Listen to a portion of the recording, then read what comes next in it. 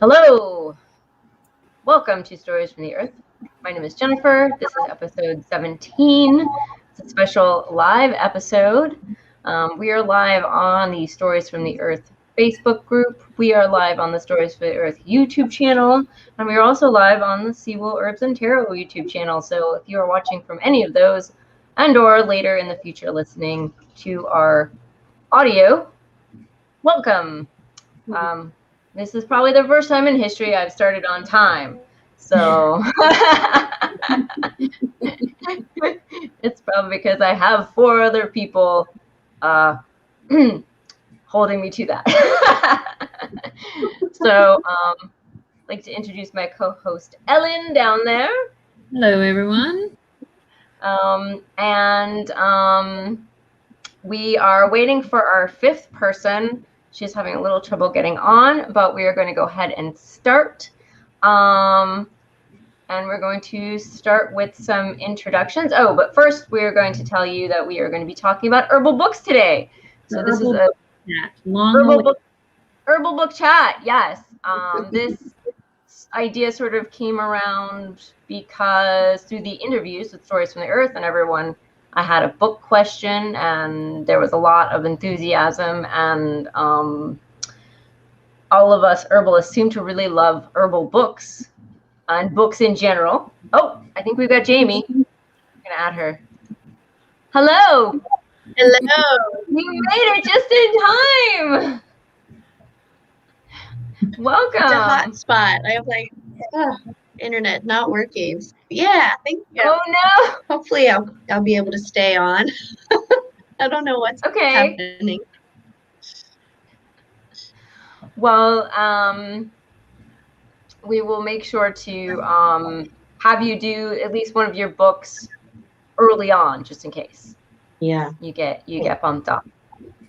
Yeah. So we're just about to start with introductions.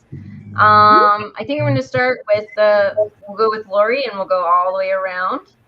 But I guess I'll start with myself. I guess you know me. My name is Jennifer.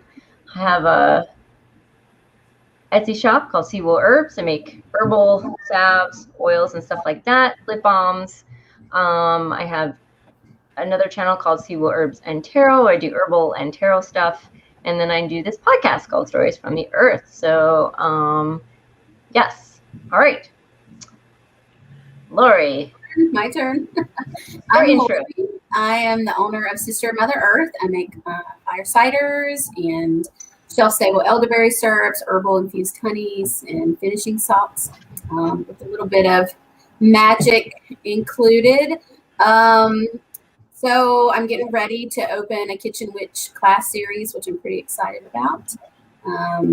And I actually have, I thought that I would venture into the witch boxes. So we have a lot of local food in the witch box, Ostara witch box right now. And then some fun recipes with a little bit of kitchen witchery. So those are available right now. So that's kind of our endeavors that we're working on right now. Yeah, they look really cool. If you go, everyone's links are going to be in the show notes. They're in the descriptions. And we will at the end when we'll wrap up, we'll talk about everyone's stuff again. And but yeah, if you have a chance to follow Sister of Mother Earth's Instagram, you'll see those boxes and they look really, really cool. So thanks. Yeah. Miss Ellen. My name's Ellen Zelm, and I run Middle Path Nutrition and Wellness Center in Canton, North Carolina. Got a little shop that features some local product and supplies for health needs in my community, as well as doing some for donation only type classes on nutrition and herbs, and have some practitioners in the space doing massage and acupuncture. And now I get to be part of this venture of telling stories revolving around the earth and plants with my friend Jennifer. Thanks. Yeah. Miss Jamie. Hi, I'm Jamie Sparks. I'm the owner of Urban Pharmacy, and that's started as a herbal CSA, all locally grown or wild crafted herbs, and now just mostly a lot of different herbal products, mostly local. as well as a lot of education. I'm really excited. I've kind of moved away from teaching at as many herb schools and doing more of my own classes. And I have a whole Choose Your Own Plant Adventure series that's starting for 4-week sessions for people to choose online or in-person classes out of Asheville. Really excited about. And do clinical herbal consultations and lots of botany and massage therapy as well. So yeah, I'm excited to talk books. That's always fun. Yeah. Awesome. And also I did get a chance to look at those new classes, and they look really great. I think it's really great for someone just getting their toes wet into, the herbal world. Especially right now with just kind of the world feeling so in flux, to offer more options for people or gaps they have, or just what feels like their capacity at this point in our wild world. Yeah. Where Miss Heather? You're up. Is Miss Heather Hi, I'm Heather. And I am an enthusiast. I love to garden and grow everything, and I've been doing it all my life. I'm not, an herbalist. I had training in anything. Delve into doing more herbal tinctures and things, but just for myself and my family, not hoping to open any kind of business around it. So, but I love herbs, so and plants and flowers and weeds. So, yes, And there you go. And books. In fact, Heather was telling me that cabinet she's behind her is a book filled with books. So, and Heather has a YouTube channel as well. Yeah, filled with books. Yes. Where I just show my garden. Yes. Yes, and your cats. Cats. How many cats do you have now, Heather? 7. 7. And a stray. I think one stray. Oh, a new one. Yeah, he's been coming around a bit. Leone. Yeah. Oh, and here comes one on cue. Oh, hello. What do we have? Wilder. Come to interrupt. He's gotten big. Go. Yeah, he has. He's a teenager now, so. Your internet is just a little laggy, and you're freezing a lot, Heather. But I know. I noticed that. it's okay. Hopefully it'll get better. If not, we'll work with it. It'll be fine. Yeah. Sorry. It's okay. All right. So we have each prepared some of our. Hello. We have a comment. Wood Thrush Cottage. Hi, Diane. Hi, ladies. Joining you on my lunch half hour. Awesome. So we'll try to jump into the books, so you'll get some of that on your lunch. And I wanted to say, everyone who's watching, if you have any questions or comments, please leave it in the chat, and I will relay it to the group. So I've already seen Diane once today in a chat. We were in a chat. Someone else was live this morning, so. All right, so we're gonna start with Lori, and I think we're gonna do something fun here with the. Wrong. How do I not put myself in here? A good question. I don't know the answer, so we'll leave it like this. I wanted to put us small and Lori big, but oh well. Can I move people? Oh! There we go. Look at that. Oh wait, now I can't see myself. Hold on. I can fix this. Oh yeah, you got your. I got my thing. Yeah, we can just take it off for a minute. So, all right. Cool. So, what book? What's your first? Yes. What's your first book today? secret medicines from your garden. Yes, this is for healing, spirituality, and magic, which, like, I bought this. I had never, I mean, I just saw it somewhere and thought, that really looks good. I'm just going to get it. I took it on a whim. And it's probably one of my favorite books. The author, there's a great introduction by Matthew Wood in this book about her. She's obviously been doing this a really long time. And the thing that drew me to the book was that she's a tree herbalist. And she really focuses on a lot of the kitchen remedies and kitchen foods, because that's kind of my thing. I really bring in the food and the herbs, taking them every day, and in our foods, hence Kitchen Witch. Right. And she does talk a lot about that. It's just one of those great books, a good reference book for a lot of things. And it's also, I feel like, a really good introduction for herbalists to dive into the magic and the spirituality of each plant, because she really goes into that. A lot of herbal astrology, which is really great. And I'll be honest, I don't feel like there's tons and tons of books about that.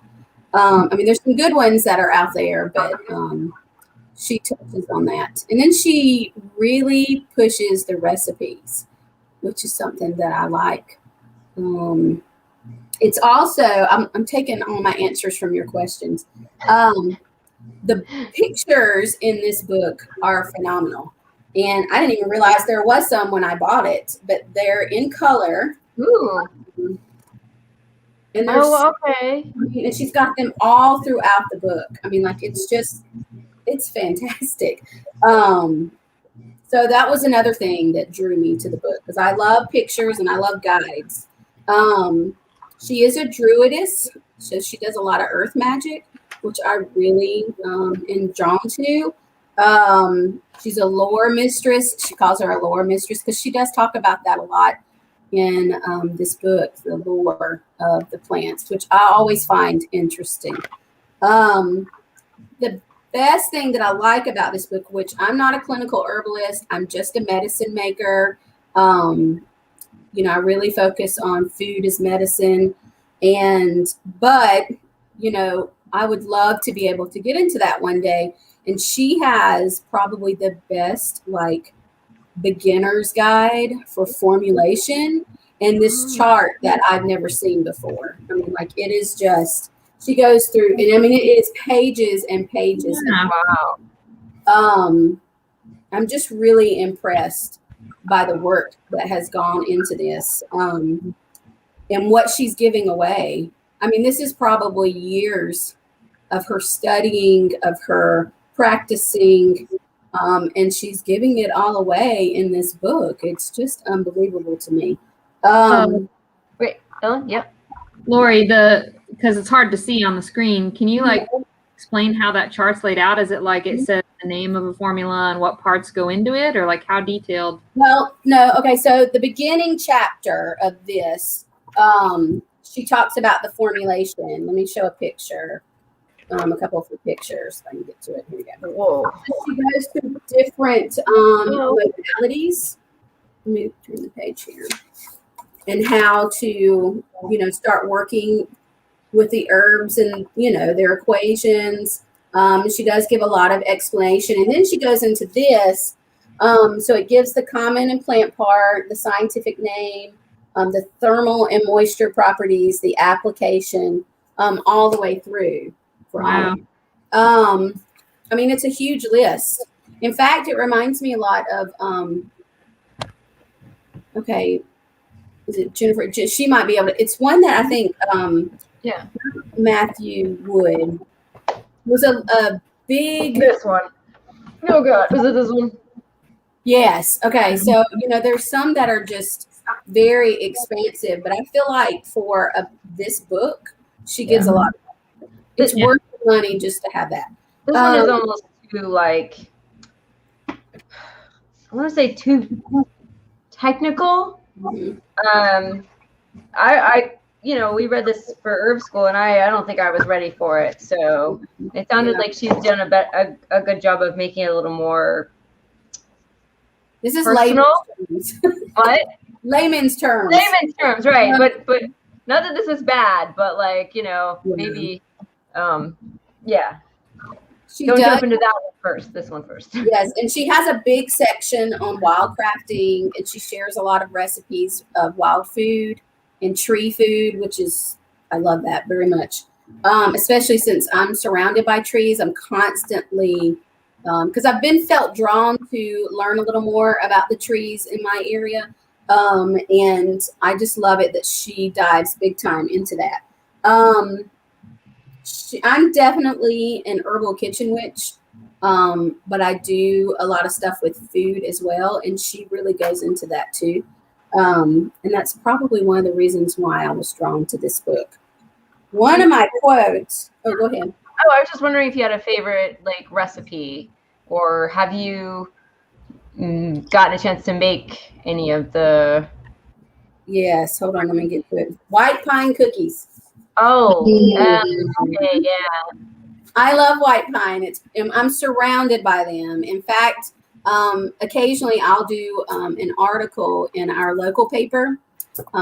It's recipes with the kitchen witch, and I did a big thing on white pine because I just love white pine. It's just a beautiful tree, and it offers so much to us. And when I saw that recipe, that was the first one I made out of this book. It's so good. But one of the quotes that I wanted to share with y'all says, what some call magic is simply a ritual act that reinforces the will and intent of the practitioner. If our thoughts on a subject are strong enough and our creative will and emotions become engaged, matter responds on the quantum level. And, you know, I really like that because when you're working with plants, there's been times that I've taken classes and we've talked about this. Once we have that connection with the plant, we can call on that plant and it will do work for us. And because we have that relationship and we're working together. And I truly believe that the intentions and the connections that we have with these plants, the more we work with them and the more we cultivate that relationship, the more powerful they become. And we become together. And this book really helps with that. I mean, it's just an amazing book. Anybody starting into the plant spirit, because I love Buhner. I've got several of his books and he's amazing, but sometimes it's a little much. And I really feel like she brings it down to where anybody is able to understand that it's important to have a relationship with plants. We have a question from the chat. So the Wood Thrush Cottage asks, is the paper that you write for, is it online? Yeah, it's the News Sentinel and Record for Mars Hill, for Madison County. Okay. I think that they archive them so that you can go back and look at them. Was that the News Sentinel or? Let me look real quick. Okay. I don't know if it's News Sentinel or the News and Record Sentinel. It's something like that. But it's from Madison County. Local paper. See the News. Oops. You might find it before me. No, maybe I will. Ha ha. Let's see. It's just our local paper. In fact, that one. No. Well, you know what? I didn't find it. I think that one they sent on to Asheville Citizen Times. I think it's in the Asheville Citizen Times. Oh, okay. But sometimes they share, local papers share with Asheville Citizen Times, and I think the White Pine was with Asheville Sentinel. It's News, Record, and Sentinel. Record and Sentinel. News, Record, and Sentinel. Can you pop that link into the private chat? Yeah. Okay. And do I do it right here? Yeah. You just click on it. It should be like a private chat button, and you should be able to type it. Okay, sounds good. So Okay. Lori, had you already been delving into like the kitchen witchery stuff and then you found her book, or was her book kind of like a launching point of inspiration for you? I had already been in kitchen witchery, and in fact, my first time diving into the plant spirit stuff was with Asia Suler. She does a whole course on plant intuitive medicine, and it does fascinate me. Sometimes, though, with the job and just what I do, I don't get to participate in that aspect of it as much as I'd like. So I wanted to start buying books and doing things that helped me more with that. And that's how I found this book. Nice. But it gives a lot. Like, I didn't even go into half of what she gives in this book, because she just gives it all away. It's amazing to me. Well, the only thing I didn't put up is links to all these books. So that'll be that will be later. I will add them to the on the YouTube. It'll be in the comments. I'm sorry, in the description. It'll be added to the description, and it'll be added to the show notes in the podcast version, the sound version, so that you'll be able to check out these books further. Okay. So I think I didn't do that because I didn't exactly know which. We picked out 3. We weren't exactly sure which ones we were doing. So that's why I didn't add them. But I could have added all of them. Yeah, they're all good.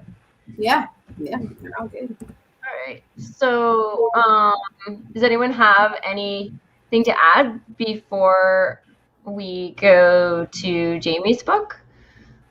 Or do you have anything you wanted to add, Lori, before we? I think I covered everything. Yeah. Okay. Oops. Sorry if I am a little spacey a second. I'm responding to chat. So. No, you're fine. Okay. Cool. So we will. All right. Okay, Miss Jamie, let's see.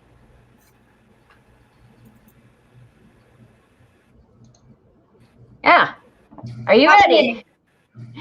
All right. Oh, I kind of want to do like a comparison of 2 books. So one, I don't Sure. want to cover a lot in depth, and these kind of go, I would say, pretty well with like Lori's books too. But the first one that I want to just cover briefly is The Green Pharmacy. And I think that's a great one to cover. First off, it's an older book, so it's pretty easy to get used for a very affordable price. If you're just looking for an easy to access book. Also, I think this book kind of operates similar to a lot of online forums. I'm in lots of herb groups where people are like, what's good for this and what's good for this, which as an extreme herb geek and botanist, my answer is usually it depends. There's not a lot of fast answers.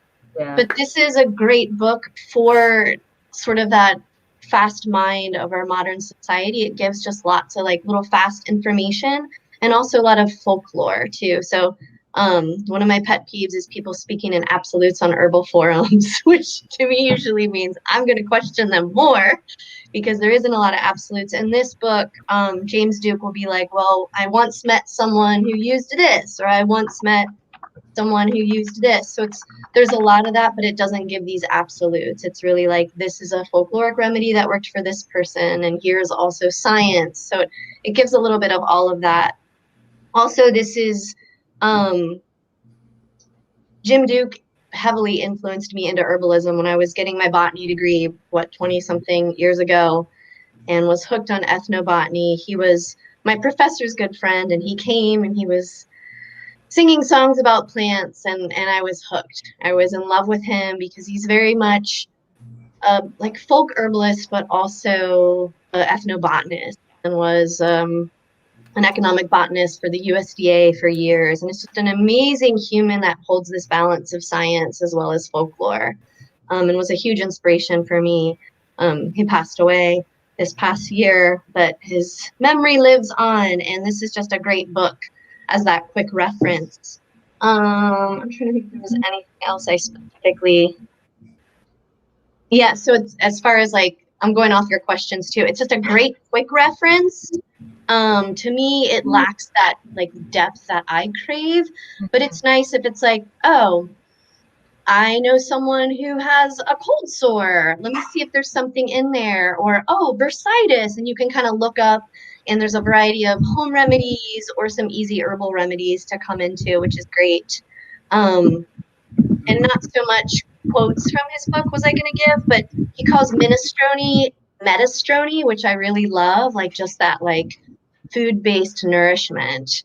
And I think that's just a good name, good mnemonic device. Like, right, I can make metastrone, and it just creates more of a mantra for the deep nourishment that can provide. So I just think it's a good book to keep on everyone's shelf as a quick reference and as just some like folklore as well. I mean, with herbalism, you know, it's definitely not.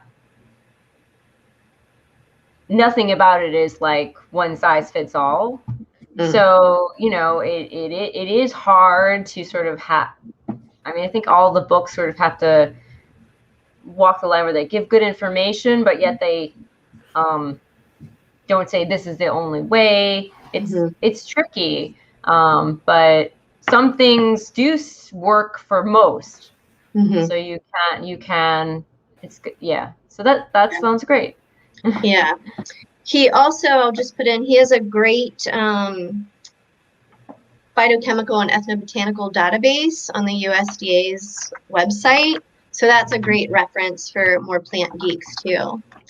I wanted to compare that to also what I consider like a beginner book, but people who are really craving a lot more depth, is Body into Balance, Maria Noel Grove's book. This book, I mean, this book, I was thinking like pros and cons. Like, I love this book. I can't really find many things that I don't like about it. First of all, it just has just beautiful images. Wow. Both photos and drawings. So it has this like gorgeous like coffee table beauty to it.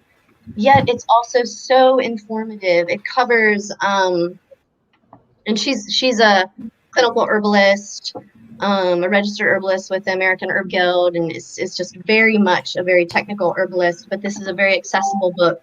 It goes through all the anatomical sections and physiology aspects, so you get a little bit of that connection, which is really important with herbalism. It's not this herb is good for this, it's not how does that work in the system. So it gives sections on that, as well as small materia medicas for different plants. You can connect with them in that way, and also has really great, similar to like things that Lori was mentioning in that book, it has lots of charts, really accessible charts, like a dosage chart that gives like different age people and the dosage that you would give of various things, as well as herb doses of various like teas, tinctures, vinegars, cordials. So it kind of breaks down your different dosages of your different remedy. Had another great, and there's so many great charts. And your extraction method, because that's another thing that I see people not always considering, is something might be water soluble, but it's not alcohol soluble. So she gives breakdowns of sort of your solubility aspects and the pros and cons of those different formulas, why you might use them. So those are all really helpful and really takes it the next level to learning to be an herbalist without it being overwhelming. It's still very much like layman's terms, but someone who's really diving into their curiosity aspect of herbalism.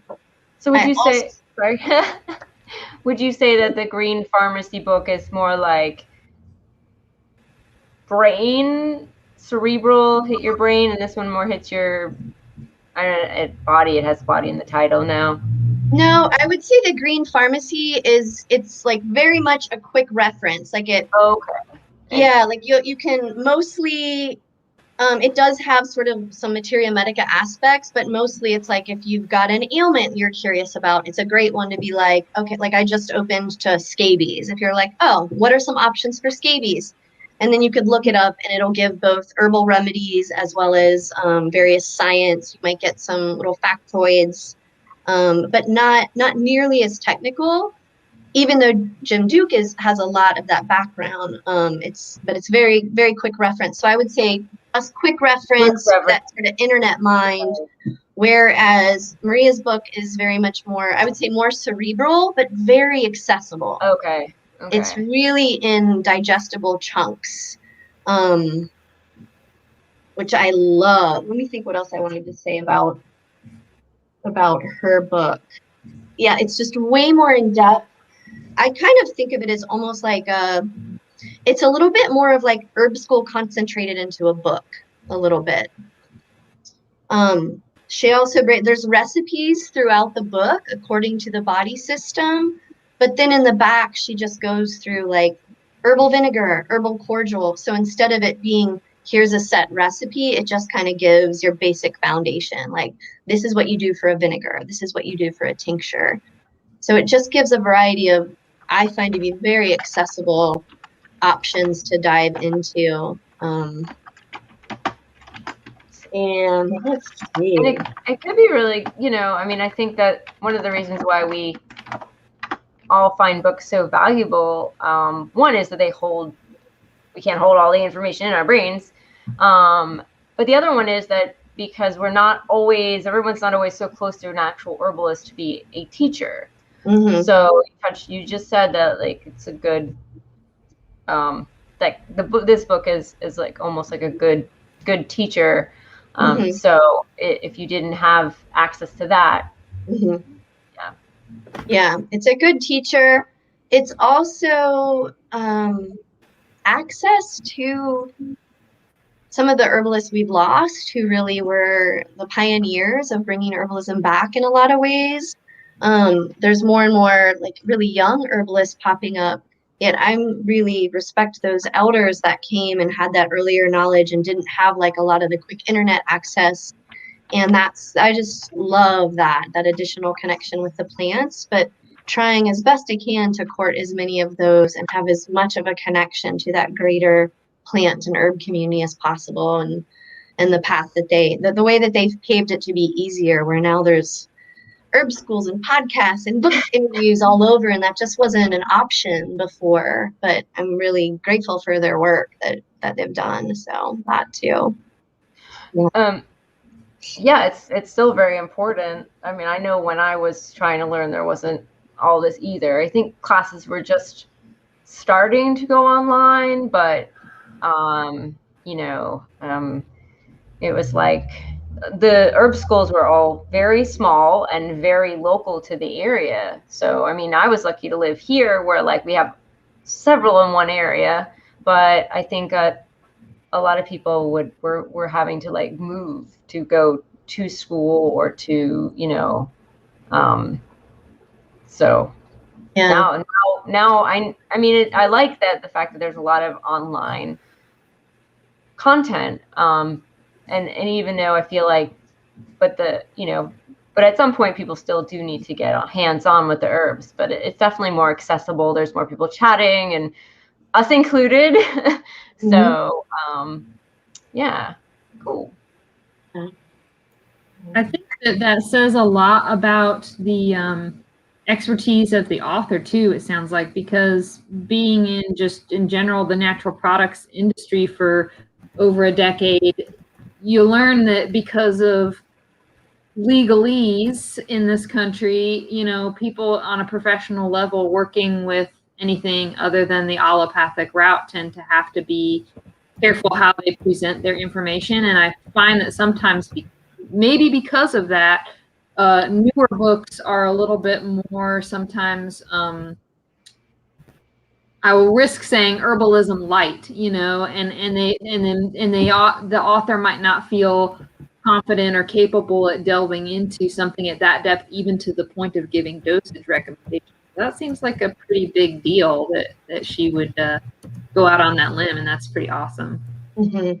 Yeah, it's a really well done book, and it's yeah, I feel like she ticks all the boxes, giving the information, but without this like rigid, like this is how it always works. So I think it really lays out. It's a book that lays out a foundation that I personally think a lot of herbalists need, is more of that foundation, rather than this quick fire sort of Western approach, like this is good for this, because that's not how herbs work. So it really helps eliminate some of that. It gives enough space for this greater container, and then you kind of go in through it. So yeah. Yeah, I think it's challenging because herbalism is so, the nature of it is so different than our, like you just said, our Western like thoughts of health and everything else. And even though it's, or modern actually, because in the past we had herbalism here, like in this country we had people practicing, and I'm assuming they were doing something similar to like not the cookie cutter version that we have sort of today. So I guess maybe it's just now, and it's and in a way it's a good thing, because it gets people to try to think a little differently about their health and their bodies and this approach to health. And yes.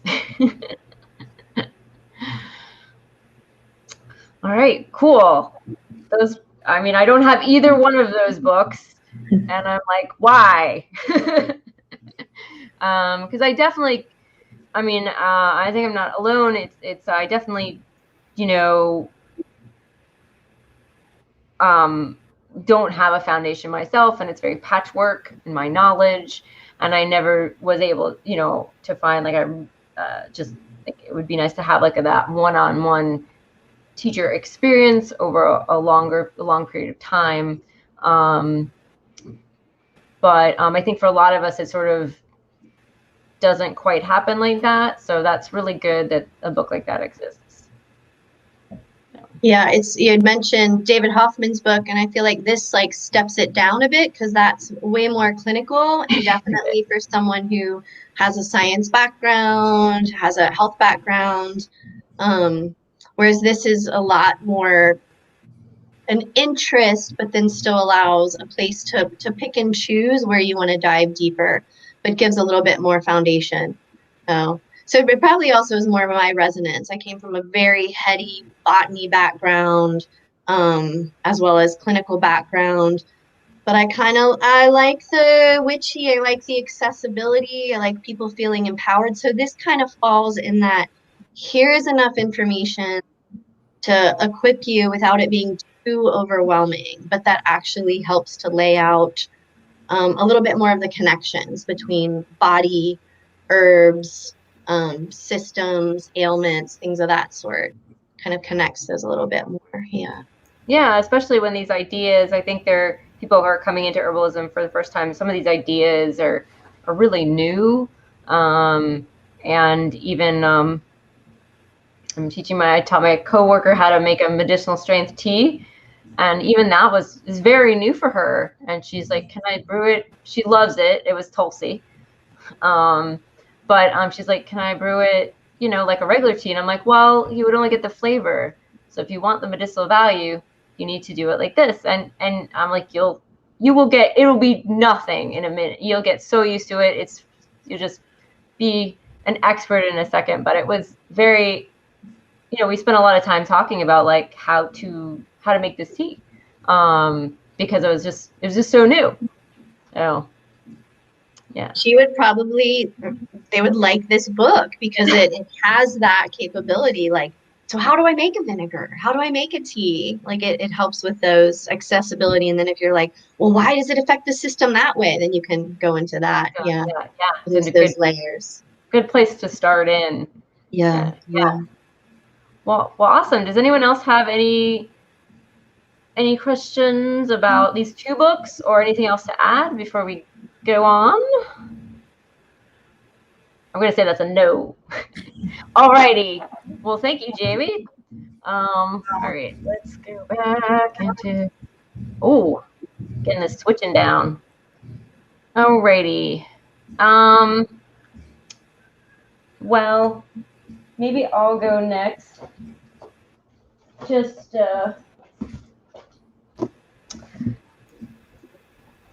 while my brain is still fresh. Let me take this one out. Hold on. While my brain is still fresh here. Okay. So Heather, to answer your question, hopefully, you should be good when you speak, but we'll deal with it. And let me know, because it's really breaking up for me. So, okay. I mean, it's possible you might have to move into another spot in your house. Remember, I don't know, but we'll when we come to that, we'll figure it out. I don't know if you have a spot you know is better or not. I'm trying to get to. Yeah. All right, so let me.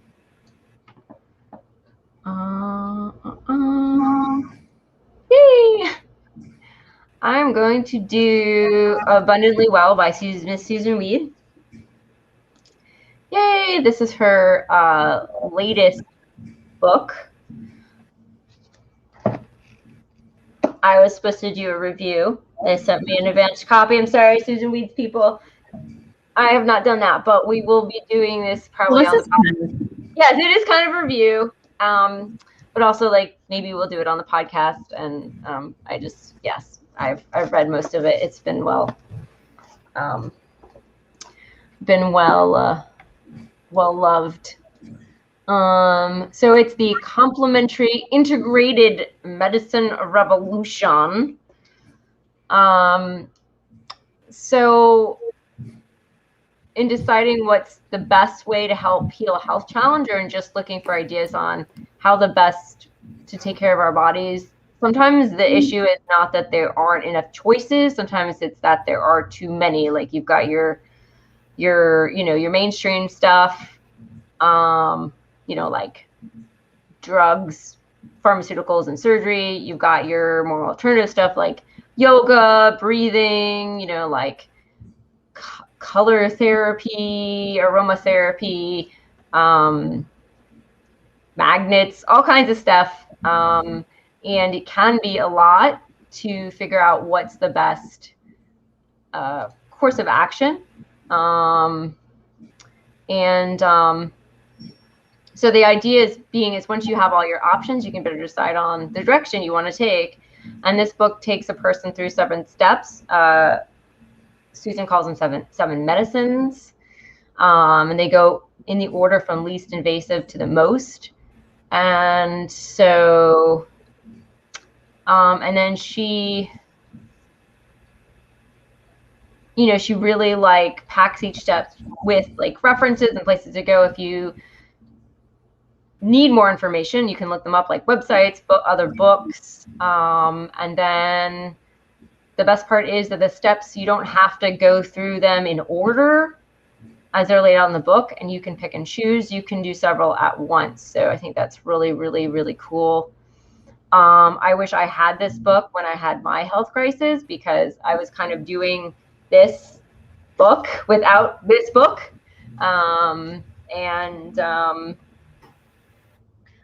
Yeah. And she's, so I think it's good for anyone who's ever had to deal with a major health challenge, especially in the United States. It makes a great majority of a person's health choices clear. I won't say it does everything, but it definitely covers a lot. And it acts like a guide through our crazy, we have a very crazy patchwork system. It's very disjointed. The mainstream medical system isn't connected with the herbal and the alternative system, which, the preventative health isn't connected with the part that does the surgery and all that other stuff that, they're all important. They just work they just work on different aspects. I think. So, can I ask a question? Yeah. So what body parts does she go through? Because, she's got all these other books that focus on very specific areas. Is this just a general well-being? Is this, what is it?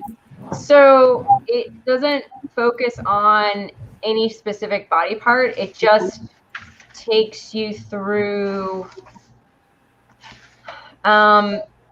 So like if you're sick, we're like, hey, I'm sick. My doctor just told me that I've got this like major illness that I didn't know about. Mm-hmm. And then you go through your options. Like your doctor's going to give you options, but maybe you're like, well, I don't want to do any of that. Right. What are my other options? So she goes through like, you're like, well, what's this aromatherapy? How do you do that? What's this? Like if I if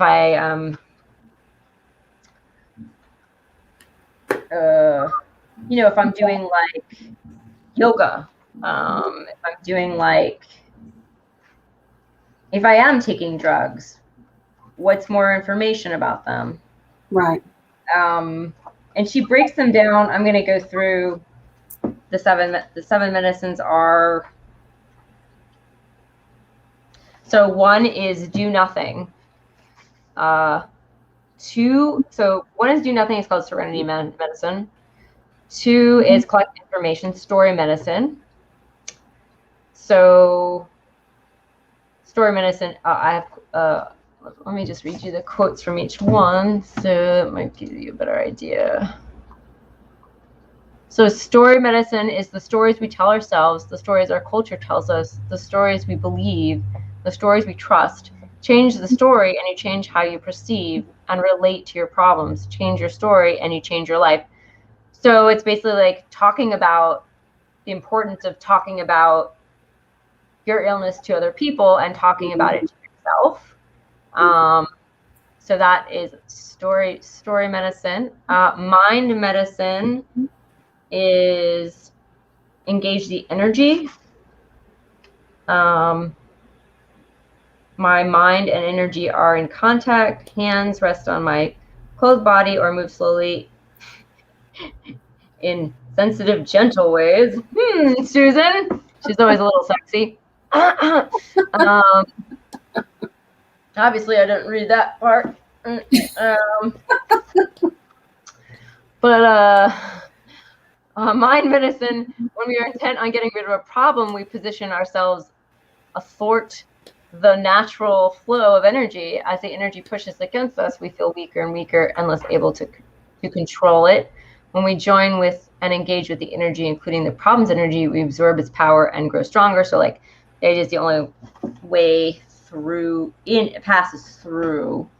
It sounds like the medicine, the wise woman tradition that she's still focusing on. You know what I mean? That's what it sounds like. She kind of goes through that through some of her other books. She touches on them here. She touches on the 3. This book is sort of like a combined of a lot of her other books, but she does talk about the wise woman tradition versus the allopathic and the scientific. I'm trying to get an example of like what would be like. So one of the things in the mind medicine is forest bathing. So that's one of the things you can do. Tai Chi, Feng Shui, healing and non-invasive contact. So I guess like massage, laying on hands, building Christ, chakras, Reiki. So some of the things that you could do in that mind medicine. Sounds like it's kind of promoting them like mind over matter. Right. Things that help with that. Right, in that section. Yeah, it's talking about magnetic therapy, like all these things, dowsing, like just and then she's got all these websites if you want to look up like all about homeopathy, like the Bach flower essence. She talks about placebo, color, and like I think this is where she has the color. She talks about the different like Indian, like the pit. Oh my gosh, I'm sorry. Oh, the doshas. The doshas, yes. The doshas. The doshas. And then lifestyle medicine is the heart and soul of abundant health. It strengthens, sustains, enhances, and fortifies our health. An enhanced ability to stretch and flex physically and emotionally is one of the gifts of step 3 and a maker of abundant health. So that's like stretching. That's like, let's see, what did she give here? This is where she works into food. She's just talking about vitamins, minerals, diets, food, more like food as medicine.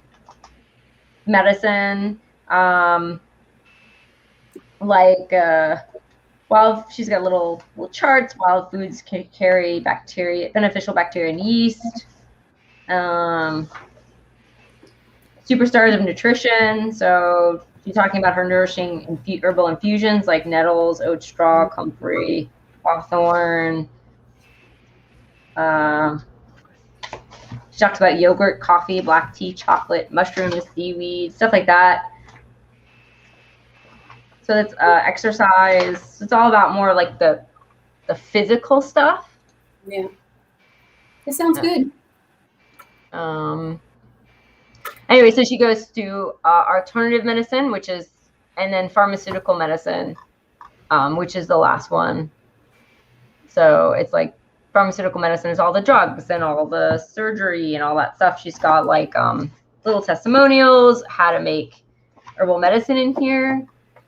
So yeah, and I think it's really good for pretty much anybody who, and the only part I don't like is the part where she talks about essential oils, because She doesn't like them at all. No, she doesn't. She doesn't. She's got a lot of strong feelings, and then while I understand how she feels, you know, and she's wanting to express it, I feel like she should have also included some of the information on the other side of the like kind of the debate, since this book seems directed to people who are unfamiliar to some of these therapies. I just think that it's a disservice to those people not to present both sides. And then also this section has no references, so it's just her opinion, and I find that kind of off-putting, and I feel like it's one of the places where the book goes against one of the main functions, which is to give information and help with clarity. So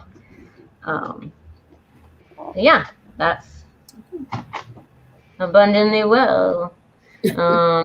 And she's a little more, she's very poetic in her other books and the writing. So this one, she's a little more matter of fact, a little more straight in some of that. Not that the other writing style is bad, but this one is a little more informational, but it doesn't feel dry. It doesn't feel boring. She's got a lot of quotes.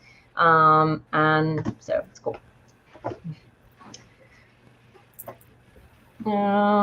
Has some chat.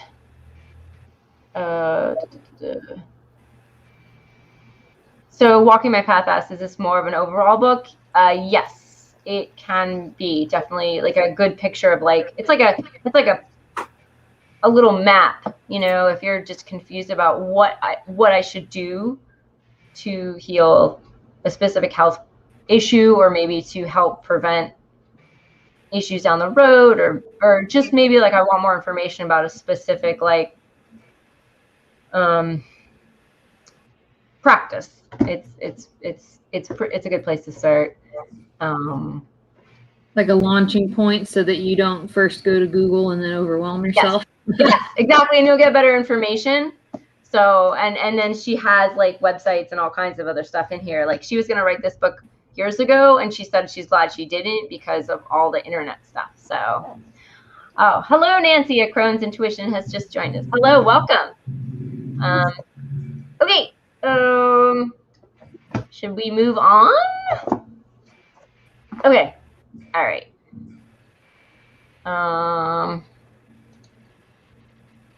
We've got. Cool. All right. So, does Ellen or Heather like to go next? Let's see if it'll work out. Do you want to try it, Heather? No, I'll go last. Go last? Visitor. Oh, okay. Okay. All right. Cat. So we'll put Helen at first. One. Okay. Let me. Okay, Ellen. So when you have a bookshelf full, I'm sure y'all had the same problem. What do you choose? And I like to dig back if I can, because I think that, like we were kind of discussing earlier, sometimes the elders and the people that we spend a lot of time in our culture reinventing the wheels that don't need to be reinvented, in other words. And I stumbled across the Herbalist at a used bookstore, and I was like, how can I not buy this? I mean, look at just the amazing I have 2 copies. on the front. And I mean, this was from back in a time when apparently it wasn't even like mentioned who the author was. So you actually have to dig into the beginning part and find the photo of the gentleman here. You can still buy this real easily. Joseph E. Meyer. Yeah, it's still out there. His son basically took over after he passed away to kind of keep it out there. But the first copyright was 1918. So we're talking prior to really any of what we know as the medical system today in terms of antibiotics, vaccinations, even, I mean, we were on the cusp of understanding vitamins and minerals. So at the time, I feel like somebody like him who was a botanist and did a lot of research had even more of a revered position in some ways in the culture, because he was cataloging all we knew of as medicine. Plants were what we had. That's all we had. So this book, I would call it, I mean, it's a reference book, and it's probably, I would, a culmination to some extent of his life's work. But it's really simple. I mean, it's black and white botanical drawings and then little snippets about each plant. And I don't necessarily know that he's telling you anything that other more modern books don't. But what I have found is that for as small of a book as it is, it's actually pretty thick. This is very thin paper, and it's very tiny print. And so he's crammed a lot of plants in here, which have fallen out of favor, I would say, to some extent, in terms of what's trending for herbalism. And so it's kind of a little bit of a treasure if you're a plant geek, because you're like, oh, I hadn't even thought about that plant has, this application. And he's just giving you a little taste of it. It's a little bit more of ethnobotanical leanings in terms of because he's cataloging historical uses of things, and it just kind of gives you a little bit of a snippet about each plant. He doesn't necessarily talk about the cultures that originated its use or anything, but I can tell from looking at it that he's clearly making a compendium of stuff that he's picked up all around the world, because it's probably more exotic than most plant catalogs were for its time period. It got its last edition was, at least as of when this copy was from, was 1976. At that point, his son Clarence Meyer had taken over his work and was trying to keep it out there in the world. Another cool thing about it is that near the back, it does go into, and this was clearly added in those later printings.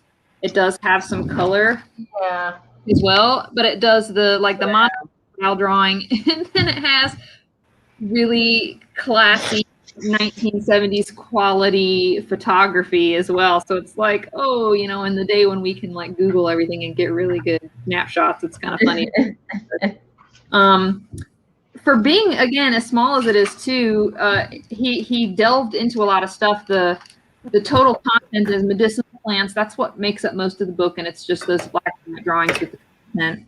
But then he has a little section about plant vitamins and minerals. And again, that was, you know, for its time period, that's huge that he even bothered to be like, oh, we've just discovered these things that we're calling vitamins. So did you know that they're in these plants? So that's pretty cool.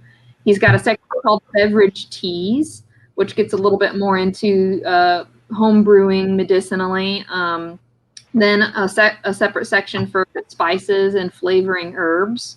And then plant colors that can be used for cosmetics. So if you're a DIY crafter, that might be a fun section to explore, as well as a section for plant dyes that can be used for fabrics. Yeah, that was sorry to interrupt. That was one of my favorite parts, is the plant dyes, because I haven't seen that in any other herbal book.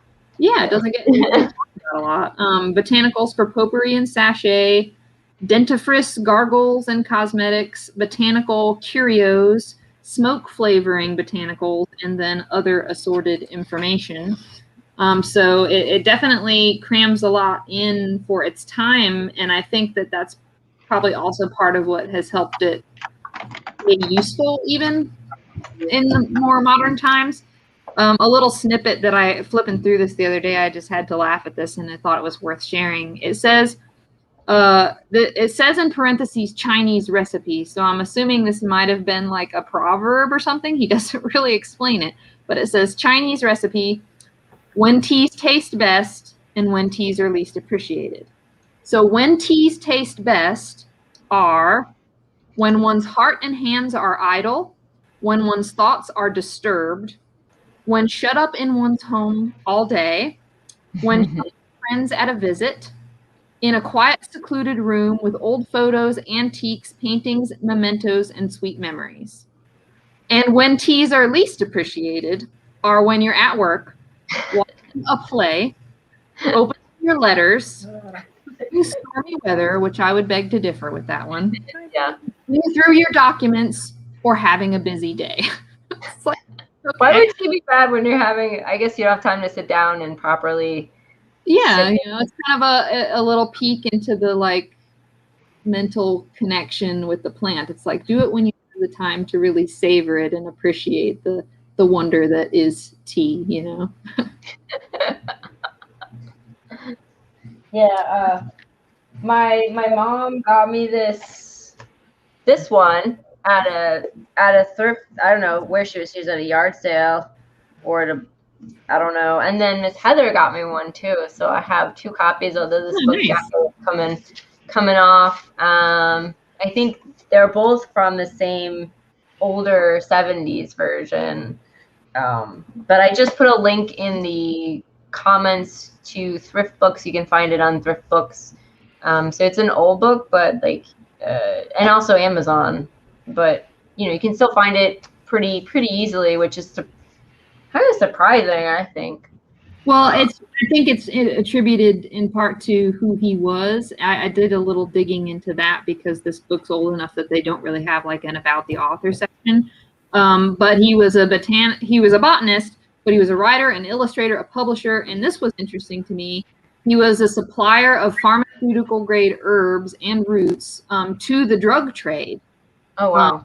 And he became a prominent citizen, eventually a millionaire, and founded the Indiana Botanic Gardens.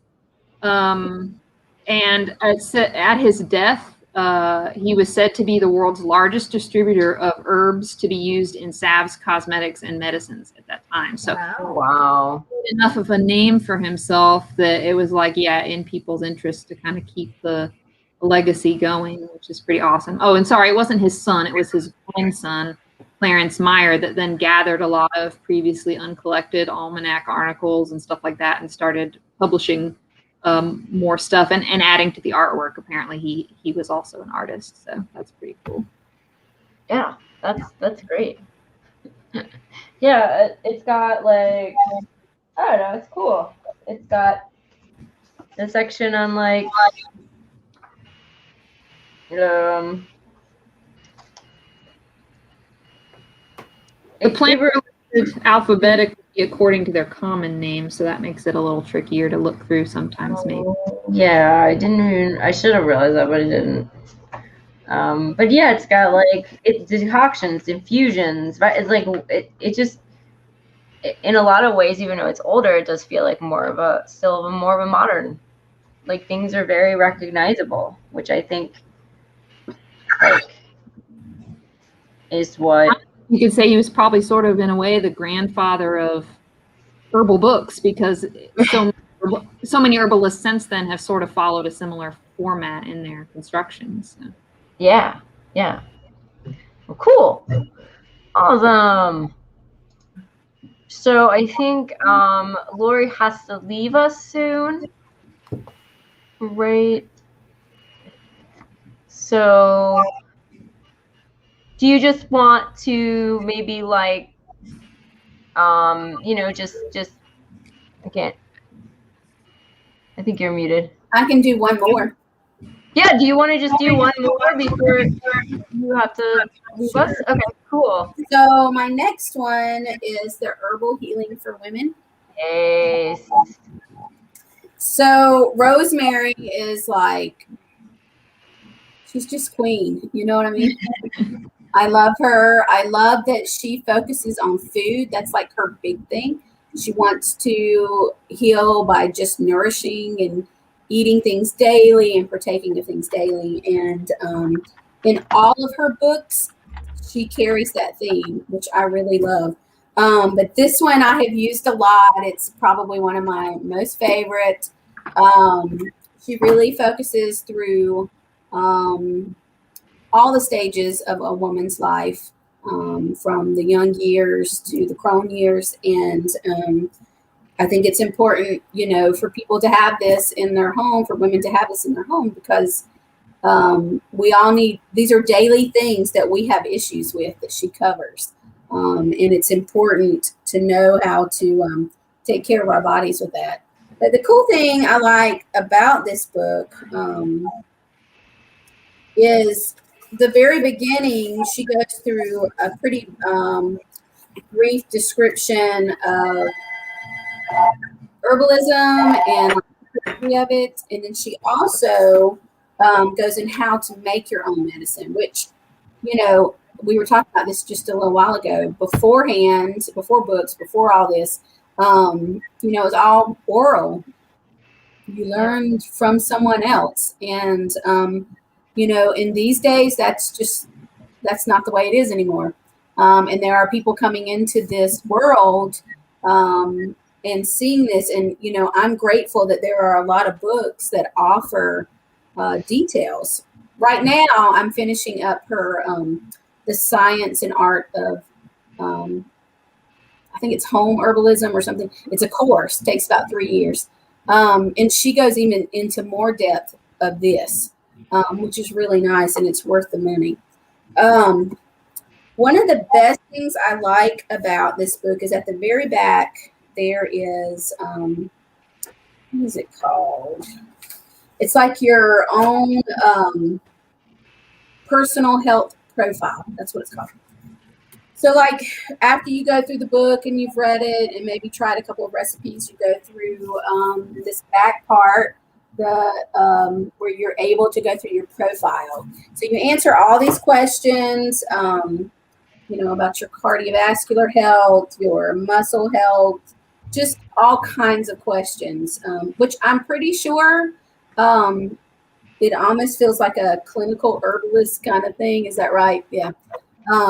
Something that they need before they actually start to formulate for you or treat you.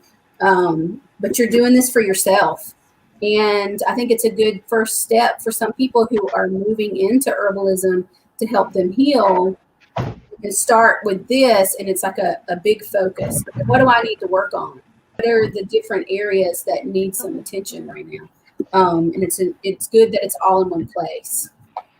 In fact, when I first read this, I was just getting into, trying to heal us as a family, and I started doing like monthly checkups with my kids, almost based on this. We check their weight and we check their height and, just different things, because I felt like that was important, to kind of keep on top of things. So that certainly moved me in a different, more holistic way of managing our health. So that's a really awesome part. And also in the back, her whole back section, I think it was you, Jennifer, that was talking about how there were, with Susan Weeds, there was no references. Just in that one spot about the essential oils, the rest she's got well, in this book it's like immense. So in the back you've got like what page where all the different recipes are, which I think is important. It's also got let me go to it, all the references, all the book references, herb resources, and a lot of people who are beginning in this, they don't know where to go. It's not like anybody told them where to go or what to do. Newsletters. Newsletters. I mean, with the time that this book was written, was maybe 30 years ago. More important. 93. But, still I love me some tactile, like, newsletter things, books. She's got a lot of references in here that I love so very much. And in fact, we have used a lot of these recipes for a long time, for a couple of things. So, I know that she knows what she's talking about. She's also got a beautiful, full Materia Medica, which I love. I'm just a geek about Materia Medica. I have like all kind of stuff about that. So she's done a really good job of that, giving you that Materia Medica. And the one thing, let me turn to it. She has a quote in here that I love very much. Well, it's in a couple of sentences. It says, a magical, intangible process. Healing is an art, not a science. The same treatment regimen used on different patients for the same illness can sometimes cure, sometimes have no effect, and sometimes exacerbate a problem. If we are to heal the many levels of imbalance in the female world, today we must make some overall changes in our attitudes and beliefs. We must first and foremost remember and accept that for countless generations we carried the wisdom and the magic of healing within ourselves, and we must find a way to reconnect with that ancient place of wisdom and power. Like when I do a lot of my teachings, and most of my teachings, like classes are like beginners and very specific, but I'm like, you already know how to do this. It's already in you. I'm just helping you remember, because that was our first healing. Food was our first medicine, and I feel like she really focuses on that and really talks about that a lot.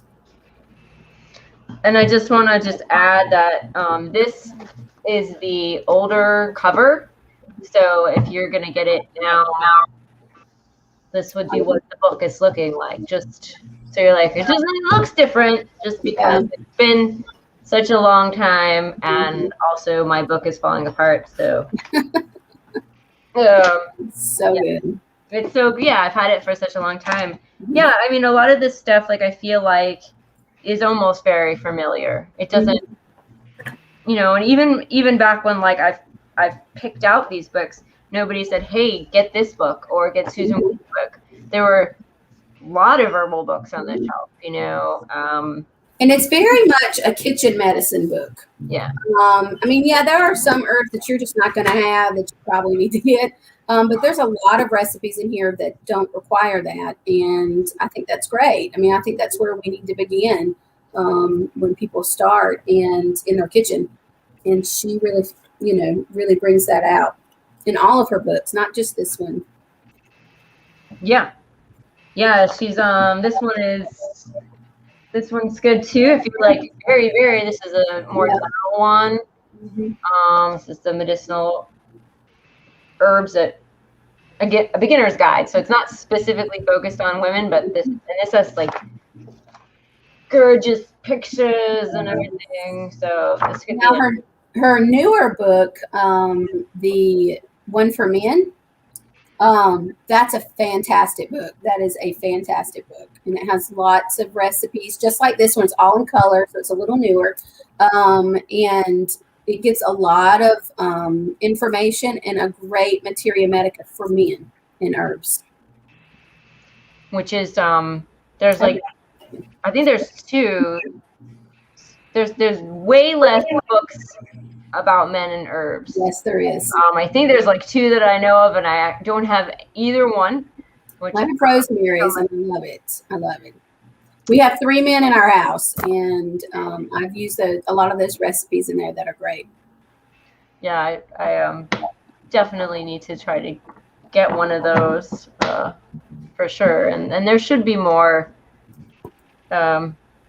chat about both men and women on either side. There's just not enough. All right, so you have to go. Do you want to just tell us your website and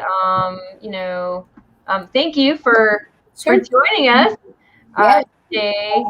My website is sisterofmotherearth.com, and you can go there and see my calendar, see my blog post. You can order, you can ask me questions through there, see where I'm selling, and any kind of class information I try to put on there. So when we get things finished for the Kitchen Witch classes, I'll have all of that on there as well. So, yeah. Awesome. Cool. Well, thanks so much for having me. Yeah. Bye. Have a good day.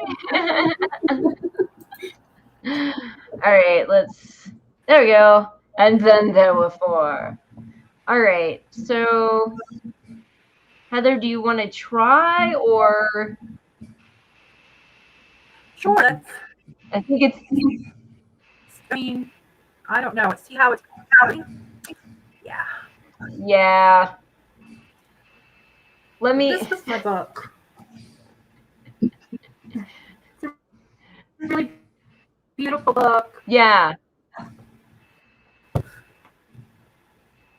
you act it out? Okay, yes. It's Driving. Okay. Maybe type, and then Jennifer can read what you have to say. I don't type.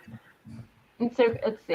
So your books were okay. So it's Blackberry Cove. No, not that. Herbal. Let's see. What is it? Blackberry Cove. I had Blackberry Cove. It looks like it's got really wonderful Healing with common herbs. It's very basic. It's not clinical at all. It's healing with common herbs in the Appalachian wise woman tradition. Jamie, do you still need to go? Yeah. Your internet froze up? Okay. So we're also losing Jamie. No, she's still there. Keeps freezing up? Okay. Well, if you need to go, let us know. Okay. Yeah. Thanks for sharing, Jamie.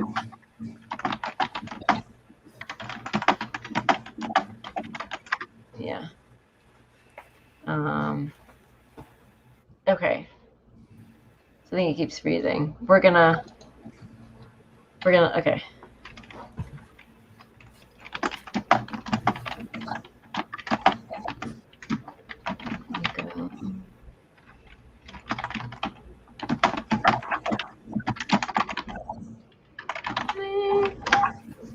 Okay, so I'll go close it. Okay. Oh, okay. Okay, So Jamie, Heather, hold on a second. Jamie. Okay, so thank you, Jamie, for coming. We're gonna say goodbye. Your internet keeps freezing.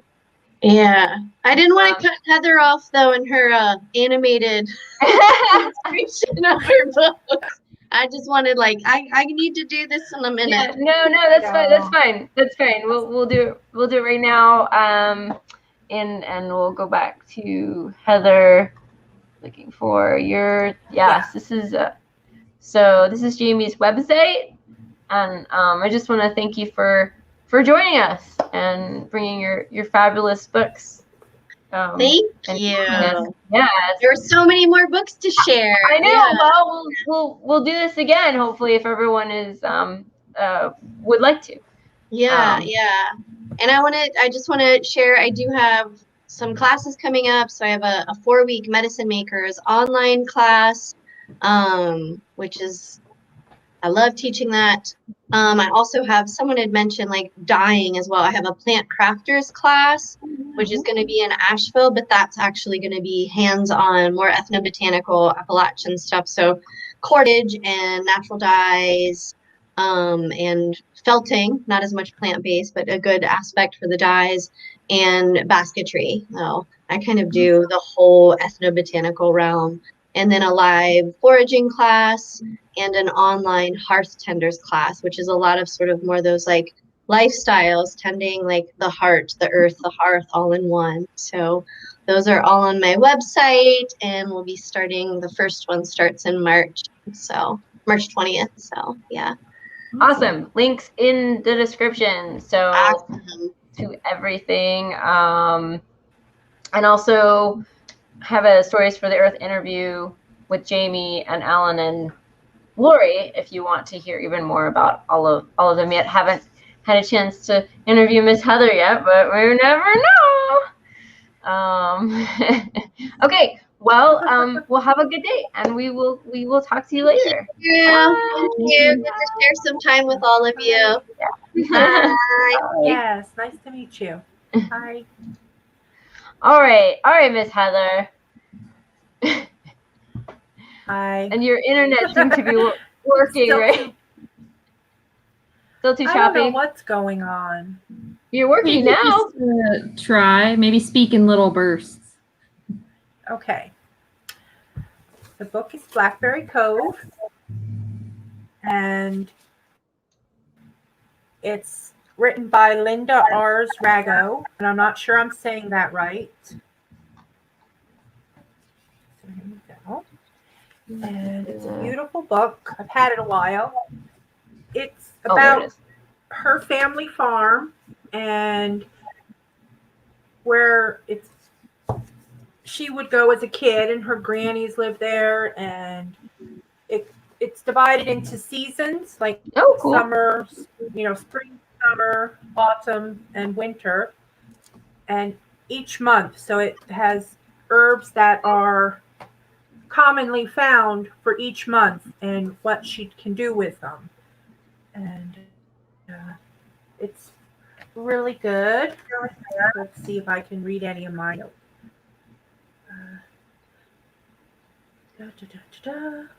And Linda Argo has been an herbalist for 25 years. And she's an author, a teacher, and has shared her wisdom throughout her career. She's written quite a few books. But yeah, it goes into little sections like spring, and you'll go into it. And it starts with March, and what she finds readily available in the Blackberry Cove in March, which is she talks about then mullein, coltsfoot, and willow, which she uses. How's it going? It's going. It's going. Maybe there was it's going okay, guys. Yeah, can you lift it up a little bit? I've got the book title. Yeah. Oh, sorry. I had the book title over the. Oh, I can remove it, but Yeah, it's going. I mean, maybe Okay. there was too many people on the stream for your internet. I don't know. Yeah. But it's going much better. I don't know. I mean, I Okay, mean, you've then- been on the internet before. Yeah. So, And my router's just right over there, so it's Yeah. not like I'm far from it. yeah. But anyhow. But yeah, and then April, she speaks about violets and bloodroot, ground ivy, jack in the pulpit, and dandelion. And she goes through each month. And it's fun because she mixes in all of the stories about her grannies and other Appalachian women and such that lived in the area, and what type Nice. of, healing they could do, and a lot of folklore of the area. And it does give some basic preparations in the back with recipes and things. I think like what I like to hear is all of that. Like I like to hear the herbal information, but I like to also hear like Stories. all those stories about it. and all and like a more sense of like where the author is coming from. And I did not get to do our book club book, which I was gonna do with this one, and Yeah. that's one of the things I like about this one. And Is there was the stories. I was going to read one, but I pulled the tag out. Darn it. Let me see if I can find it. Oh no.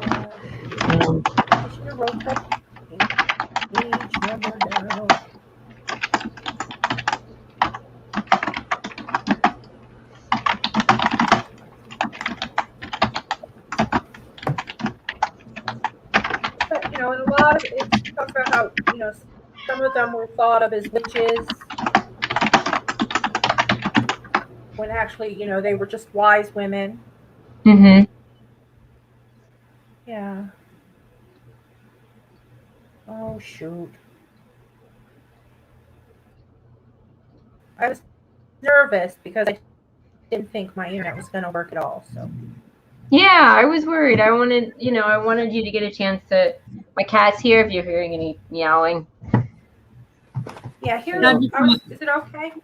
Yeah, it's mostly this okay. One little story about that she tells in the book, because I couldn't find a quote, but I found this little short story. Hey, we're called Stories from the Earth. Okay. Yeah. It says, once upon a time, such a wise old grandmother lived just over the next hill. She was a good round woman who knew her herbs, and her neighbors called on her for healing and advice. Some folks called her a witch, but she was always good-natured. She said, "Truth to truth, you'll know me by the fruits of my deeds." One day, a tall, skinny preacher with a puckered-up mouth came along the cove to her cabin. The grandmother was in bed with a sore leg. "I have come to name you a witch," he declared. "I saw a rabbit in my garden last night, and I shot it with bits of silver button. It ran off limping and squealing. Everyone knows a rabbit will turn back into a witch, still shot, and here you are in bed." "Foolish old man," said the grandmother.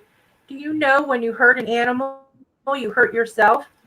It is true that I was hurt by your bullet last night, but not in the way you think. I took the injuries myself that should have been yours because I knew you were a silly man without any sense about the secrets of life. But since you came to claim what is yours, I can't help you." When the grandmother got up from bed as fit as a fiddle, the preacher ran off down the road in a tizzy. After he was out of sight and the dust had settled, she set off to find the rabbit. It came limping to her, and she took it home and nursed its wounds. The old preacher fell flat on the way home and broke his leg. The grandmother went to him with her herbs and gradually got his leg well again. He never shot another creature, and any time he heard anyone call the grandmother a witch, he would shush them and say, "There are many secrets in life we know nothing about." As for grandmother, she got on with her healing. Sometimes when the night was clear, her spirit would run with the rabbit and know what it was like to be young and limber again. And I That's just a like good that one. story. Yeah. Yeah. Yeah. So That sounds like a yeah, really it's a really really great book. Yeah, and it's small. It's not, Yeah. certainly not going to take very long to look through. And there's recipes that are for, like, here's a black walnut pie, but there's also like yummy. Yeah, there's like plasters in here, like, Okay. and there's decoctions and teas and tonics. So there's just a little smattering of each thing with each herb. So it's kind of good for a beginning place. And how'd you come across that book? People who Heather? love herbs. Huh? What? How'd you come across that book? Sure. Oh, gosh. It kept cutting off. I don't remember. I just Wood Thrush Cottage. Diane says, "What a lovely story, Heather." Trying to find something on thrift books, and it came up. Yeah. Thank you, Diane. Yeah, but I probably just found it because I do a lot of, rabbit holes I go down, and I'm sure it popped up somewhere just along the line, and I was like, ooh, because who wouldn't want to live in Blackberry Cove? I mean, come on. I mean, I would. Sounds like a beautiful place to raise. Yeah, you can go ahead. I mean, Ellen lives in a cove, so I don't think it's a Blackberry one, unfortunately. It's all right. Coves are beautiful. Mm-hmm. Unless you live in Bat Cave, and then you're totally different.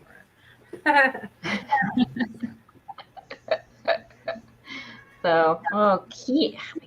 You should, Diane. There's many stories in it. So. Yeah. Yeah. It's been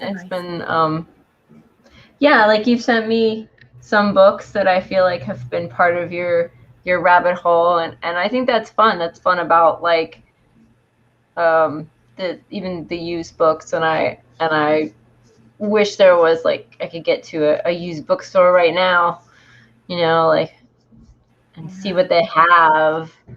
Definitely. So, which is fun. It's fun. Yeah. All right. So I think we're gonna stop here. We're gonna. Does Ellen have another book? Yeah, but it's I actually have to go since it's 1:30. Oh, okay. And otherwise we would, we would another time. I mean, I have another book too, and I think you do as well. So yes, the complete book of the complete book of herbs. So that was oldie.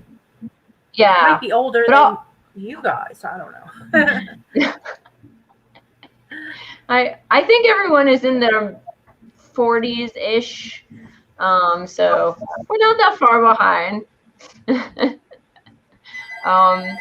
But I'm gonna put the complete list of everyone's books and links, even if we didn't get to them all, because they're all really great. We got to most of them, so which was really cool. And I just want to thank everyone for joining us today, whether live or later on in the future. And leave us a comment. Let us know what you thought, and we would. I think everyone is interested in doing another one. So hopefully we'll be able to do this again. I can have as much as 10 people, but I think the 5 was a perfect amount. Yeah, worked out well. And really worked out. Yeah. So I just want to say that you can listen to us on Anchor in audio form. We have a Sewell Herbs Facebook group. Sorry, Stories for the Earth Facebook group. And if you want to join, please join. And Nancy says, I really enjoy it. Yeah, well, thank you, Nancy. And you can, not only will you know what's upcoming with our podcast, You also can have the opportunity to participate if you want to. You don't have to be an herbalist. You just have to have a, we're going to do these special topics. We've got the herbal books. There's going to be one at some point on irritable bowel syndrome. So you just have to have some experience or want to be on. And then we also have a YouTube channel, Stories for the Earth YouTube channel. And I am uploading all of the older interviews as well, and we'll have the newer ones. You can find new episodes on Anchor on the 2nd, 3rd, and 4th Wednesday of the month. And if you would like to support us, you can go to Anchor and click the support button and support us, because at some point we're going to take this show on the road and go traveling once this pandemic is over. And so you can support at $1, $5, or $10 a month right now. So and that would be cool. Ellen, do you have anything else to add before we say goodbye, or Heather, or anybody? I just think it's buy a book and read it. That's a good thing to add. That's right. Heather says read it. It can be a little dangerous because it's like I already have a long wish list, and anytime we do this, it's just going to get long. It does. It makes it worse. Like I want. Yeah, there's at least 5 books, and I'm like, oh, I don't have. I mean, I have some of them. I had like 2 of them. So yeah, it is really bad, but it's also really good. So it's a good addiction. I'll just see more bookcases, as you can see, and more room. But yes. All right. So I hope everybody has a fantastic day. And again, I want to thank everyone for joining us. So we will talk. Bye. We will talk to her later. Heather, stay on for a minute after we get done being live. Okay? Okay. Right. Bye.